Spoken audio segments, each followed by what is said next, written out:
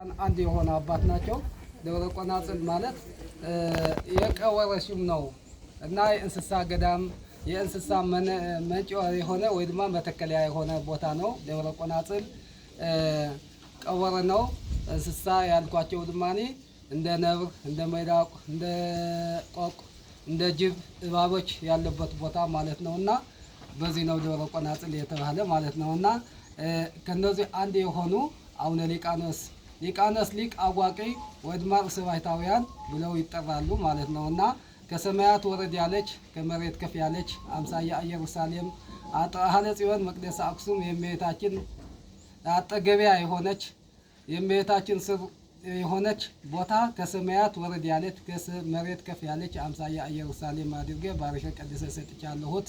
እዚች ቦታ የተሳለመ ስዕለት የሰጣ ያስቀደሰ 15 ትውልድ ይምርልሃለሁት ቢሉ ቃል ኪዳን ጌታችን መድኃኒታችን ኢየሱስ ክርስቶስ በሳማ ሰንበት ቀን ሰጣቸዋል ማለት ነውና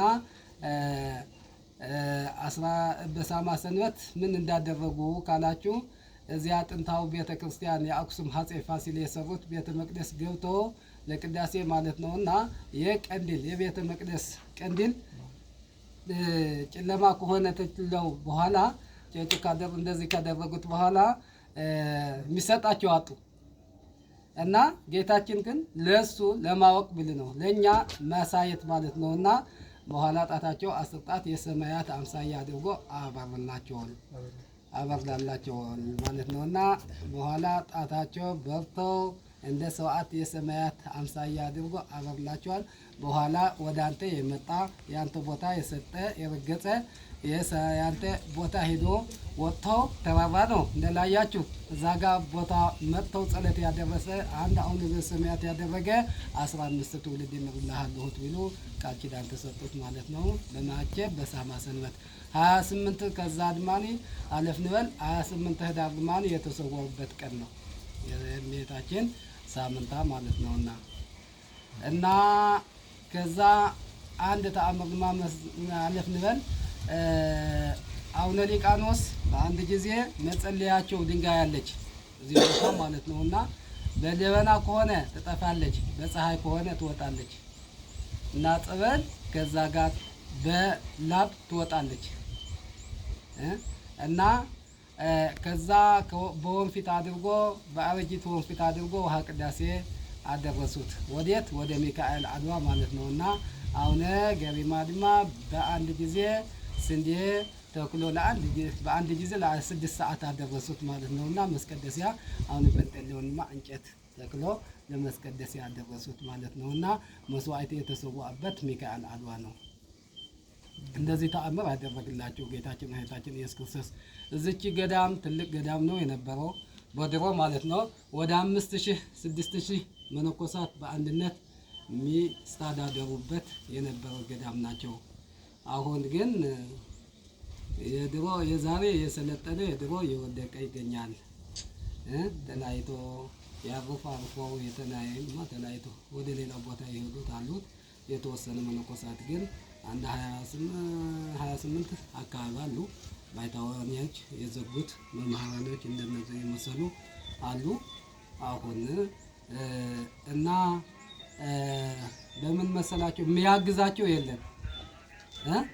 በዚህ እየተዳከመ እየወደቀ ነው ያለ እና በእናንተ ጸሎት በእናንተ ስጦታ አሁን ግብ ተሰጥቶ ያለ አንድ መዋዘብ ዕጣን የሚሰጣቸው እናንተ ነው በር የለምን እንደዚህ የሚያክል ቤተክርስቲያን የዘጠኝ ቅዱሳን ሁለቱ ነው ቀርተው ያሉት አሁን አረጋውና አሁን ገሪማ በሁሉ የሚሸገባበት ማሳረፊያ መጠለያ የለባችሁ። መጠለያ የሚመጣ ሰብ ስዋ የሚፈልግ ነገር የለምን። አንድ ሁለት አስተዋውራችሁ ብዙ ሰብ ነው ስለ ቃል ኪዳናቸው ትልቅ ስለሆነ እንደሰማችሁ መጠለያ የለብን። ስዋኤ መግቢያ ያለበት ይላል። ከአዲስ አበባ የመጣ ከጎንደር የመጣ ከተለያየ ኢትዮጵያ ሙሉ እምነት እግዚአብሔር ያለበት ሰብ ይመጣል። ሁሉ የሚበላ የሚጠጣ ነገር አይናጣጥም።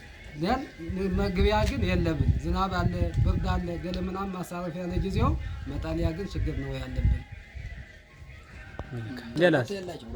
ሮቶ የለብን። የውሃው ውሃ የላችሁን መንቆርቆሪያ ያለ ማሰሪያ ሁሉ ነገራት ብዙ ነው የሚያስፈልገው። በመጀመሪያ መጠል ያልኳቸው አይደለም።